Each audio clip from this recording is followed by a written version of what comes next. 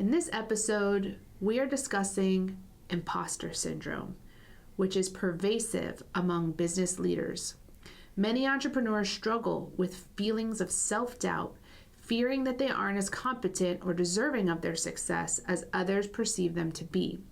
We'll explore the impact of imposter syndrome, share compelling statistics, real-life examples, and actionable tips to help listeners build confidence and recognize their self-worth.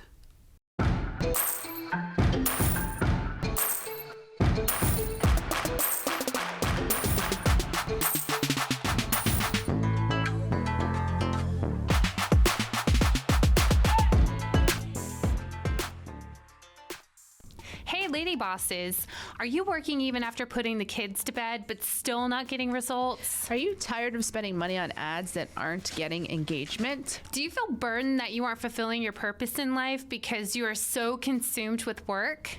I'm your host, Brooke Boltz. I'm an attorney and founder of Boltz Legal. I started my business and in 1 year was bringing in 7 figures and am now bringing in multi-7 figures. And I'm your co-host, Rachel Boltz, owner of Boltz Media. I've helped many businesses build their online presence and increase their revenue through digital marketing. Want to hear how we did it? We are here to help you achieve your goals personally, professionally, and spiritually. So kick off your high heels, sit back, and let's ignite that passion. We're Miss Biz, where we're putting the miss in biz. Let's get biz done. Imposter syndrome is one of those buzzwords that you hear often on podcasts or on the internet, but there's not a whole lot of shedding light on what can be done to overcome it. So we thought that this would be an important episode for our listeners who may be struggling with this personally or know someone who is. So what imposter syndrome is it's a psychological pattern where individuals doubt their accomplishments and have persistent fear of being exposed as a fraud. Despite evident success and external validation, those experiencing imposter syndrome often attribute their achievement to luck or external factors rather than their actual skills, their hard work, or even their talent.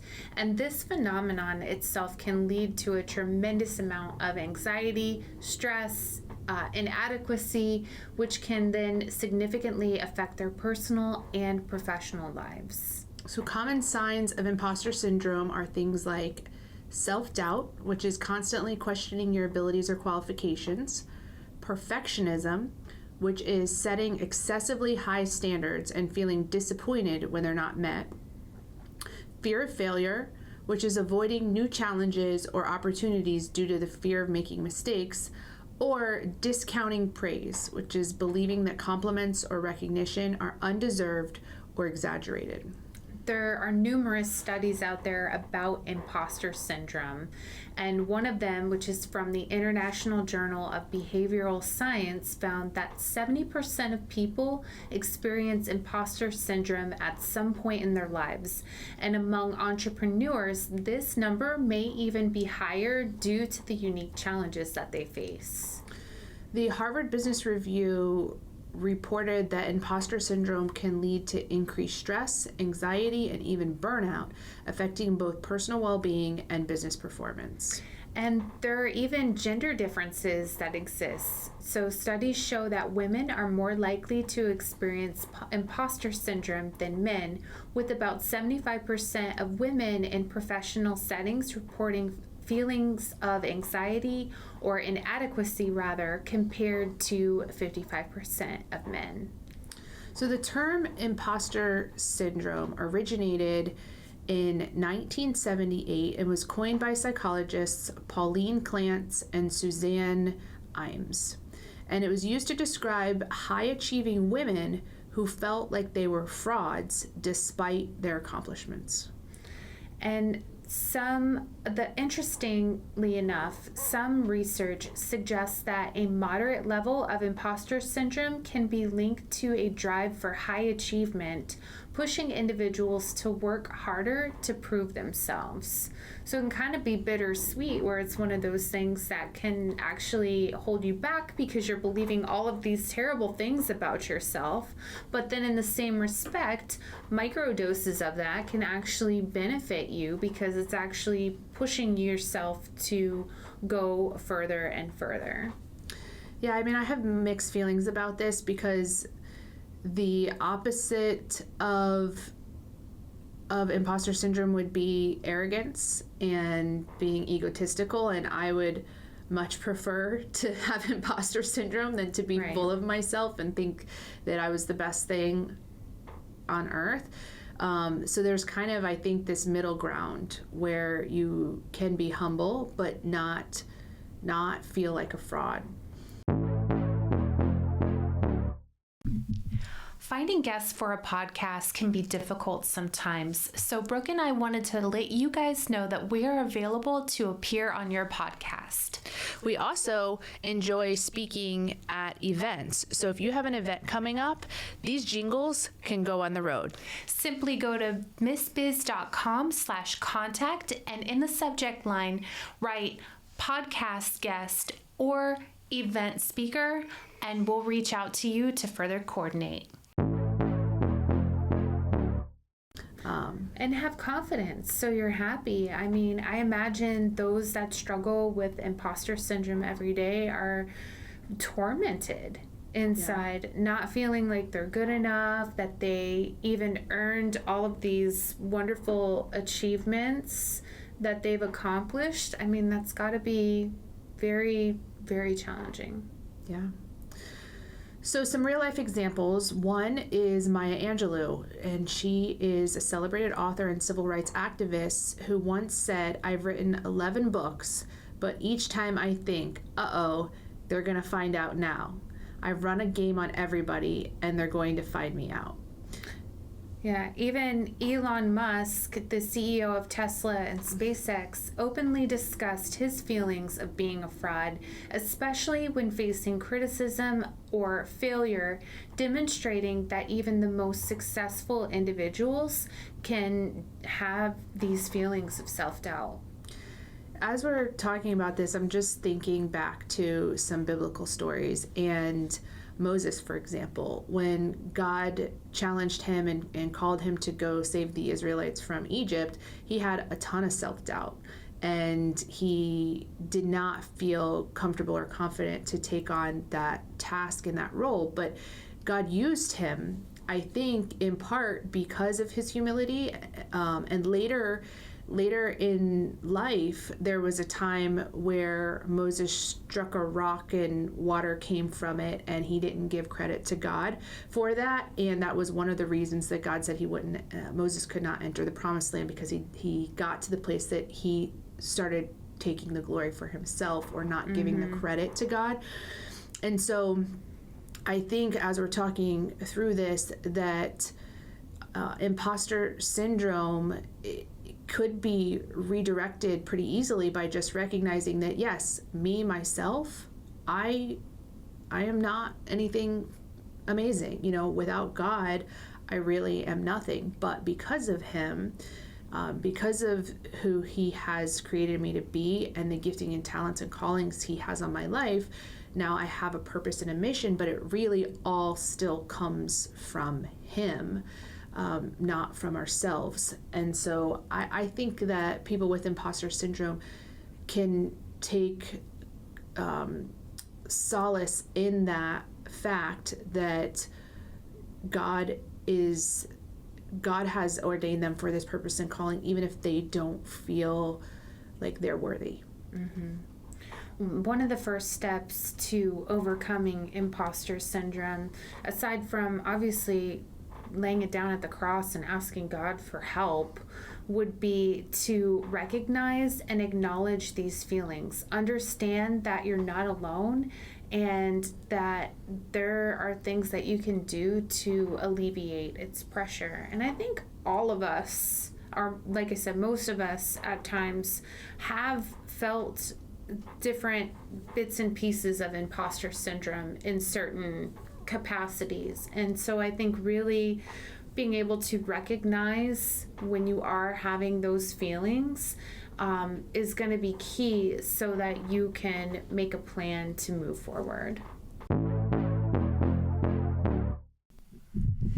Do you love the Miss Biz podcast? Because we love you. Here's 3 things you can do to show your support. 1, write us a review. Apple, Spotify, and Google My Business are the best platforms to write a review.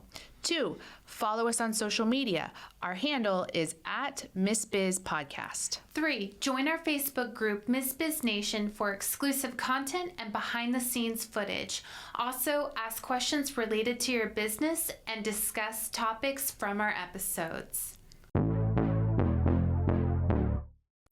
Also, reframe your negative thoughts. Challenge negative self-talk by reframing those thoughts. So instead of thinking, I don't deserve this success, try telling yourself, I've worked hard and I've earned this. Yeah, you got to give credit where credit's due. Also, celebrate your achievements.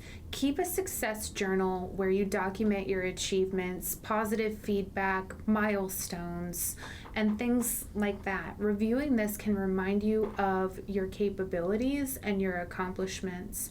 I remember one time, Brooke, you shared how when you're having a bad day, sometimes you'll go back and read your Google reviews because you've got amazing Google reviews. And sometimes that's important to be able to kind of just really see the impact that you're having in the lives of others.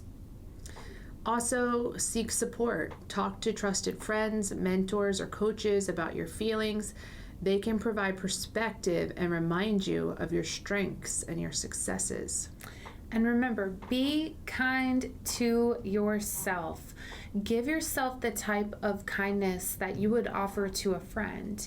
And remember that everyone experiences self-doubt, so it's okay to feel that way. Set realistic expectations for yourself. Avoid perfectionism by being realistic. Understand that mistakes and setbacks are part of the journey and do not define your worth. This one is really hard for me personally because if I make a mistake or even if I say something the wrong way, I think at night when I'm trying to go to bed, usually, man, I should have said this differently. I should have done that differently. And I do appreciate that time of reflection because it does help me kind of strategize how I can handle things differently in the future. But this one will eat you up inside if you are that perfectionist type of personality. So remembering to make sure that it's realistic and give yourself a little bit of grace is really important. Yeah, I think a lot of people struggle with perfectionism and wanting everything to be just right. But also another tip is to focus on learning. Instead of viewing challenges as a test of your abilities, approach them as opportunities for growth. Embrace a mindset of continuous learning and improvement. When you have imposter syndrome, you can be extremely hard on yourself, kind of negative towards yourself. So being able to visualize success, spending that time and looking at the steps that it took to get you there, that can reinforce your sense of achievement and capability. And engage in professional development. Invest in your skills and knowledge through workshops, courses, or networking. Feeling more competent in your field can boost your confidence. That is so true. If you're learning something new and you're not fully confident in that, just jump right in. That's the only way that you're really going to be able to get the confidence and skills that you need to know that you are fully capable and able.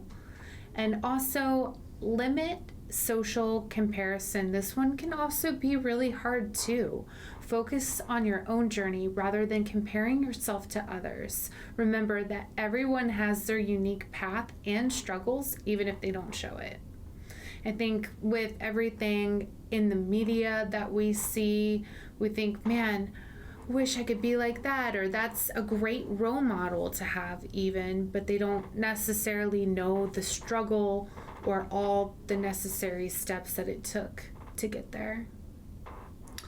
So we've explored the impact of imposter syndrome on business owners and provided actionable strategies for building confidence and recognizing self-worth. Remember, overcoming self-doubt is a journey, and it's okay to seek help along the way.